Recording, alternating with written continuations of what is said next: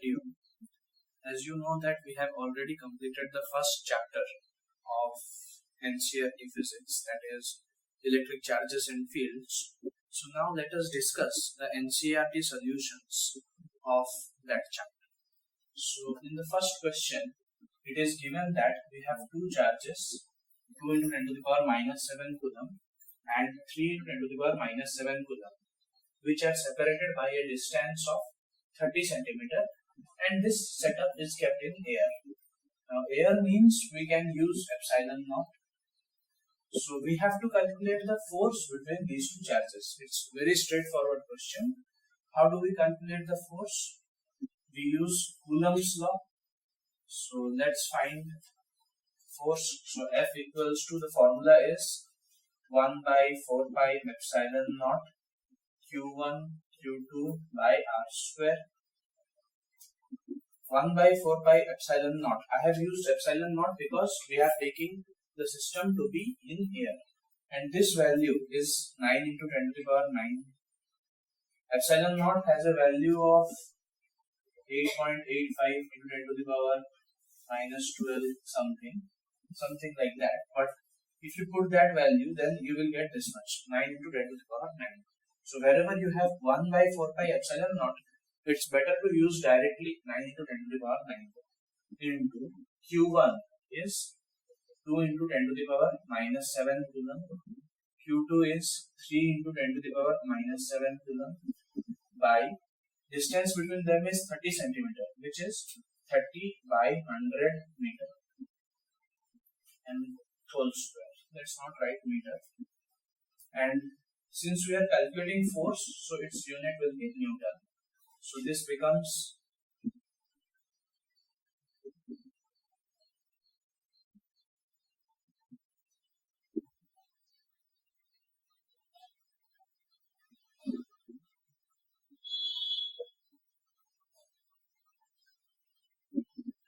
it will be 6 into 10 to the power minus 3 Newton. And as you can see, both of them are positive charges, so this force will be repulsive in nature.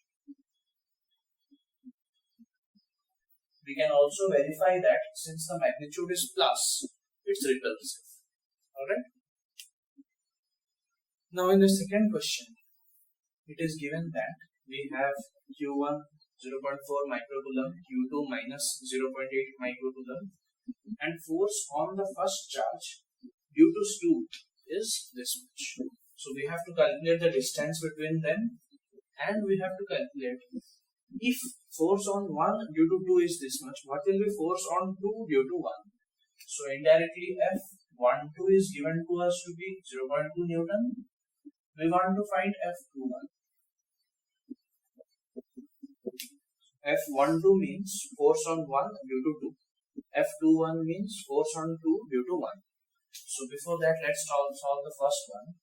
So force is given by 1 by 4 pi epsilon naught Q1 Q2 by R square, and this is K. So F is equal to K Q1 Q2 by R square. So if we take R square to the LHS, this will become, and F to the RHS, so K Q1 Q2 by F, and we need to find distance, that is R. So R square is equal to, as you know, if we have a system in air, the value of 1 by 4 pi epsilon naught is 9 into 10 to the power 9. So instead of K, we put directly that much into the first charge is 0.4. Micro means 10 to the power minus 6. Similarly, Q2 0.8 into 10 to the power minus 6 because of micro. Negative sign, let's forget about that right now. By the force between them is 0.2 Newton. Force is 0.2 Newton. Let's not give the units here. Since we are finding distance and square, so unit of this will be meter square. So R square is equal to 9 into 10 to the power 9 into 4 into 10 to the power minus 7. I converted 0.4 to 4 into 8 into 10 to the power minus 7 by 2 into 10 to the power minus 1. Now solving this, we get r square as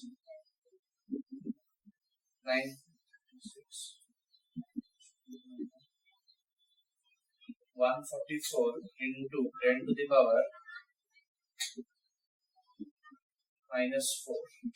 So meter square. So r will be root over of this much. So 12, root 144 is 12 into 10 to the power minus 2 meter, which is equal to 12 centimeters. So the distance between the two charges is 12 centimeters. Now for the second bit, suppose we have two charges, 1 and 2. So this is 1 and 2. So force on 1 due to 2 is equal to force on 2 due to 1. This is Newton's third law. But there is a negative sign. So F12 is given to us 0.2 Newton. But think about it. F12 cannot be 0.2 Newton. It has to be minus 0.2 because we have a positive charge and a negative charge. So it has to be attractive in nature. So F21 will also be minus 0.2 Newton. Force on 2 due to 1 will also be minus 0.2 Newton, and both of them will be attractive.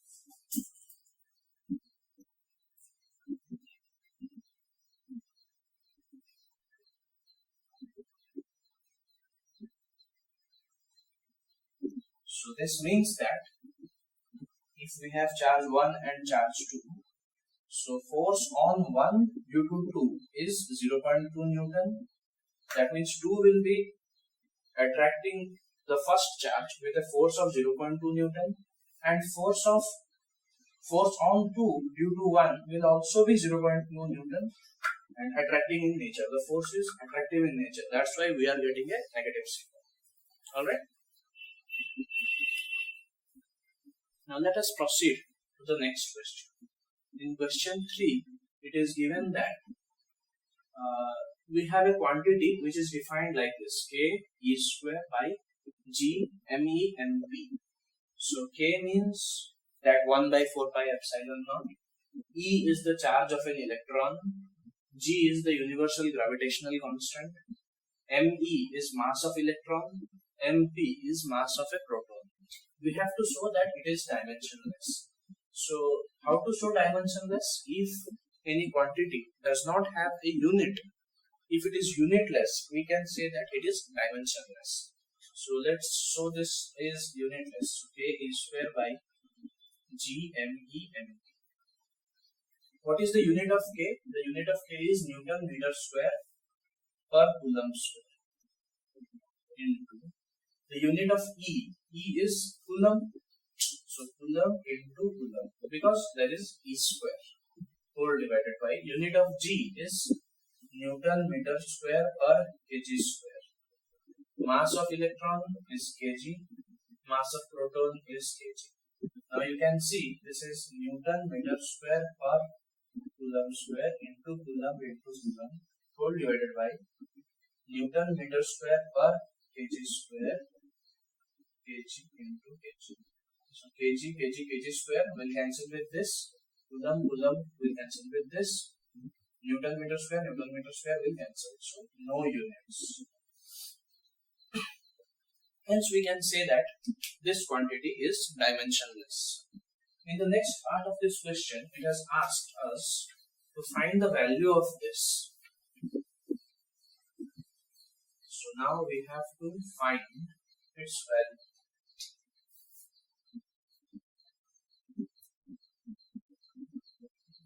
So let's find the value of K. K is 9 into 10 to the power 9 into E is 1.6 into 10 to the power minus 19. 1.6 into 10 to the power minus 19 whole divided by G is 6.67 into 10 to the power minus 11 Mass of electron is 9.1 into 10 to the power minus 31 kg. Mass of proton is 1.66 into 10 to the power minus 27 kg. So just we have to put these values and find the answer. So if you multiply these things, so it will be something like 9 into 1.6 into 1.6 whole by 6.67 into 9.1 into 1.66 10 to the power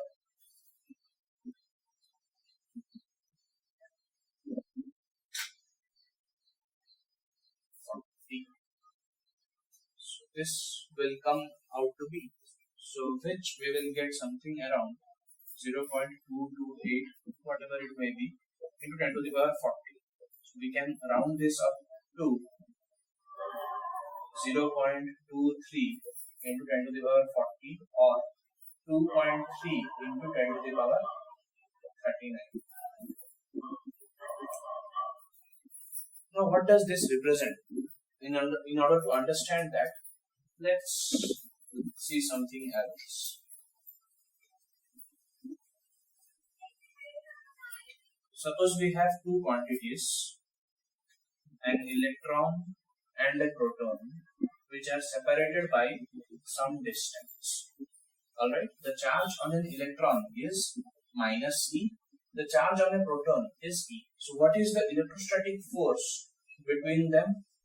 It is K Q1, so minus E into Q2 E by R square. So the electrostatic force is minus K E square by R square. Or we can neglect the negative symbol because negative shows that the force will be attractive in nature. So if we have an electron and a proton, the electrostatic force between them is K E square by R square. Now let us find the gravitational force between them. How do we find a gravitational force? Try to remind yourself of Newton's law of gravitation. It was G m1 m2 by R square. Here, let the mass of electron be me, mass of proton is mp. So G me mp by distance is R square. This is Fg. Now if we divide Fe with Fg, we will get K E square by R square whole divided by G me mp by R square. So R square and R square will cancel out. We will get this quantity which was given in the question. Alright. So the quantity which is given to us in the question is the ratio of electrostatic force and the gravitational force between an electron and a proton separated by some distance. And as you can know, the value that we have got is 2.3 into 10 to the power 39, something around this. This is a huge number. That means the ratio of this to this is this much. So this shows that electrostatic force is much larger than gravitational force between an electron and a proton. Alright. Now let us proceed to the next question. In the fourth question, it is given to explain the statement electric charge of a body is quantized. What does this mean? Quantization means discreteness, or which is not continuous. So the statement means that smallest value of charge is E. The smallest value of electric charge is E, that is the charge on an electron. There is no charge which is smaller than that. So if you try to induce some charges on an object, the charge that will be attained on that object will be some multiple of electrons. You cannot transfer 3 by 2 electrons from one object to another. You have to transfer 3 electrons or 4 electrons or 6 electrons. Either you have to give some electrons or you can take some electrons, but you cannot transfer a fractional coefficient of electrons. So the quantization shows that electrons can be transferred between two objects with integral multiples. So n belongs to z. That means electrons get transferred as a whole. Or we can say that the smallest value of a charge is E. So suppose we have an object it can have a charge of plus 2e. That means it has given away 2 electrons. If we can have an object with charge minus 4e, this means that it has taken 4 electrons. But we cannot have an object having a charge 3 by 2 electrons. This is not allowed. This is what quantization of charge means.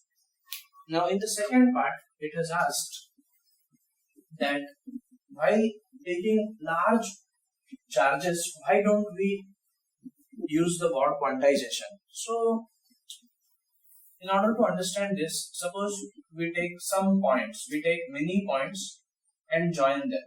It will look like a line. So when you have as a whole a large object, this line itself has been made of infinite number of points. So similarly, suppose we have a 1 coulomb of charge, an object which is charged to 1 coulomb. If you calculate the number of electrons required for this much charge is very large. So there are many number of electrons, so that total charge is 1 coulomb. When there are so many electrons, it feels as if it is not discrete, rather it is continuous. Alright, let us proceed to the next question. In the next question, it has said that when glass rod is rubbed with silk cloth. So suppose initially the charge on glass rod was 0, on the charge on silk cloth was also 0. So when we rubbed glass rod with silk cloth, this got some charge, this also got some charge. So initially net charge was 0, but now net charge is 2c. So how does this agree with law of conservation of charge? What does law of conservation of charge say?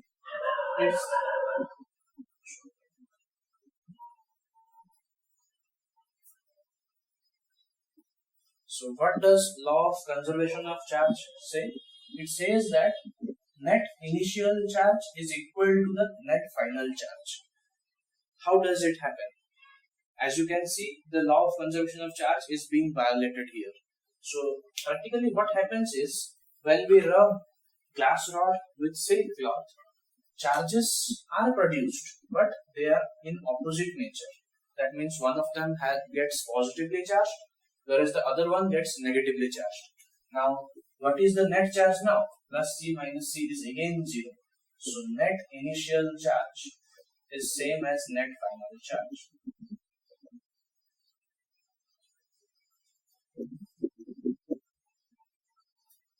So this means that charges are conserved always.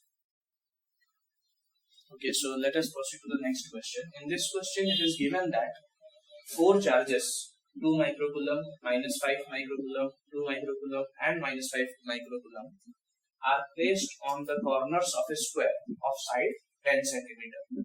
We have to calculate the net force on 1 microcoulomb charge which is placed at the center. Without even solving anything, you can answer simply this question. As you can see, suppose on this 1 microcoulomb charge, some force will be due to A. Its direction will be towards C. Why the direction is like this? Because both of them are positive. So A will repel the charge present at O. Now force on O due to B will be towards B. Why? Because O is positively charged, B is negatively charged, so they will attract each other. Similarly, force on O due to C will be away from C, so towards this direction, because both of them are positively charged. Now similarly, O is positively charged, B is negatively charged, so D will attract O towards itself. FB.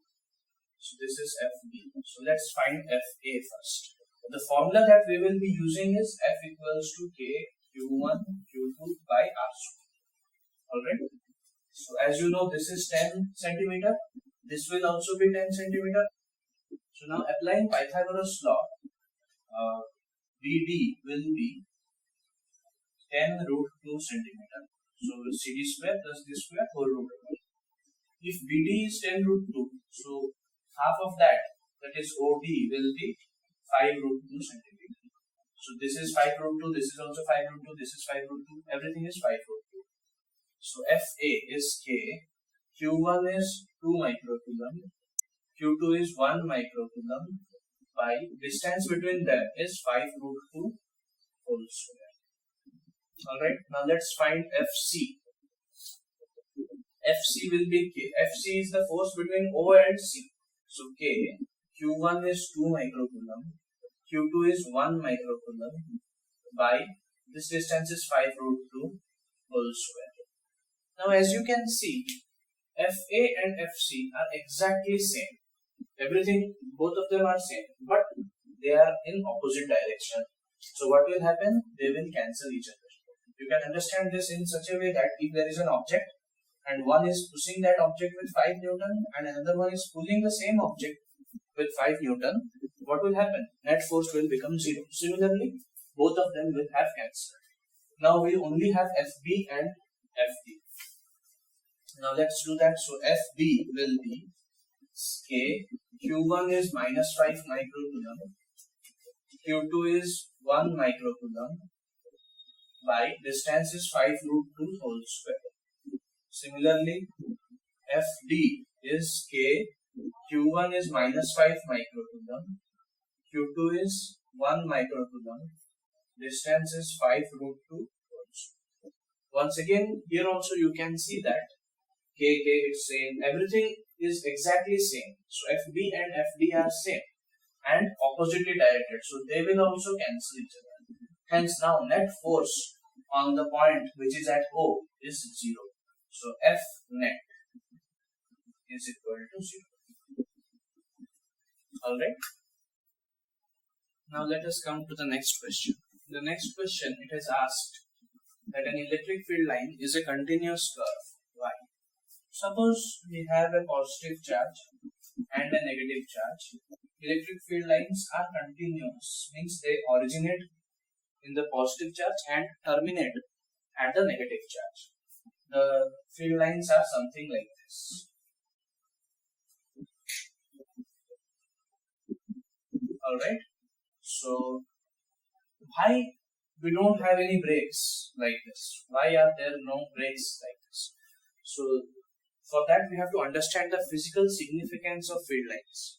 The electric field lines are continuous and they give the direction of electric field.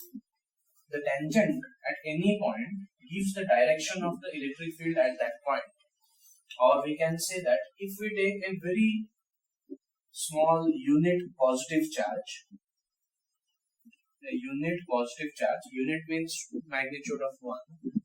So, and we leave it at that field line, it will experience force along that direction and the unit positive charge will move in this line.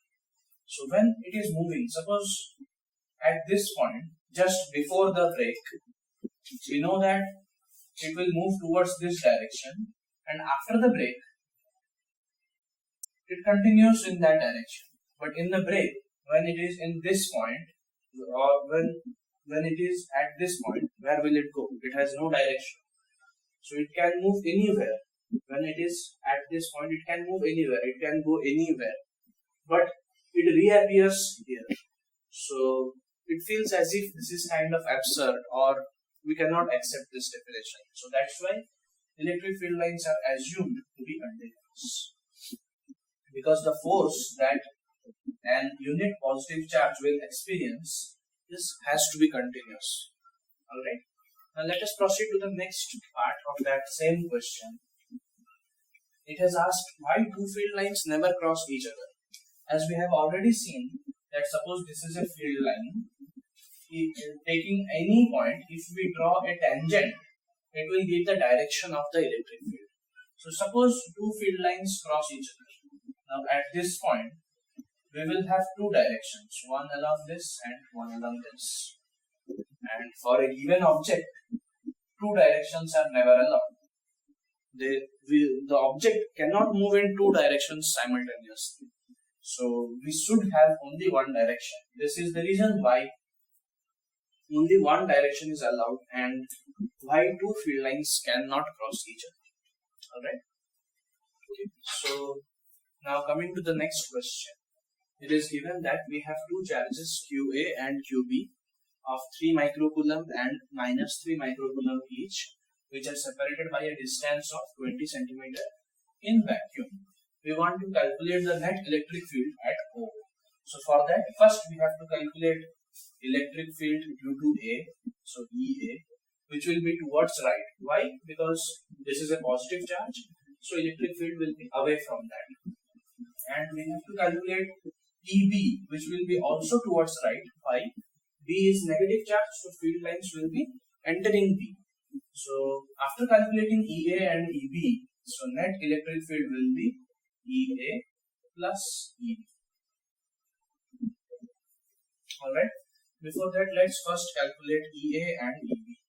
We will use the formula E is equal to K Q by R square for a point charge. So this is the electric field for a point charge. So EA is K, charge is 3 microcoulomb by distance between them. If the total is 20, this is 10. So 10 centimeter means 0.1 meter whole square. This is EA. EB is equal to K, charge is 3 microcoulomb by distance is 0.1 whole square. So net electric field will be EA plus EB. I have not written the minus symbol because I am representing the minus symbol with this arrow mark, that is attractive in nature. So E net will be this plus this. As you can see, both of them are same and in the same direction, so they will add up. So 3K microcoulomb by 0.1 whole square plus 3K microcoulomb by 0.1 whole square. So now adding these two quantities, we get 6K microcoulomb by 0.1 whole square, which is equal to 6 into value of K in vacuum. K is 1 by 4 pi epsilon naught and it is 9 into 10 to the power 9. So let's use that directly. Micro means 10 to the power minus 6 by, this is 10 to the power minus 1 whole square, so 10 to the power minus 2. So this will become 54 into 10 to the power 5 Newton per coulomb. So 5.4 into 10 to the power 6 Newton per coulomb is the electric field which is at O. Alright, and the direction of this electric field is along OB. So O to D. Net electric field is from O to D. Now it has asked what will happen if we place a negative charge at O. So a negative charge of minus 1.5 into 10 to the power minus 9 coulomb here. As we know, it will experience a force which is given by the formula QE. So what is the electric field here? It is 5.4 into 10 to the power 6 Newton per coulomb, and the charge that we are going to place here is minus 1.5 into 10 to the power minus 9 coulomb. So this becomes 8.1 into 10 to the power 6 minus 9 minus 3 newtons. But we have a negative symbol.